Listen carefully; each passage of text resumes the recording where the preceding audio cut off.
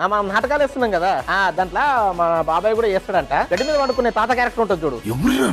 మన బాబాయ్కి బాబాయ్ మామూలు క్యారెక్టర్ వేయట్లేడు, అడుక్కునే వాడి క్యారెక్టర్ వేస్తా అంటున్నాడు. చిన్న గోచోటు కట్టుకొని గోచు కూడా చెప్పు ఈ బాబాయ్కి. మర్చిపోయావు, కొంచెం పెద్ద గోచు చెప్పు, మళ్ళీ మనం చూడలేము. ఉలవచారు, నీటి వంకాయ, డబుల్ బీన్స్, క్యాబేజ్, క్యాప్సికమ్, వేపుడు.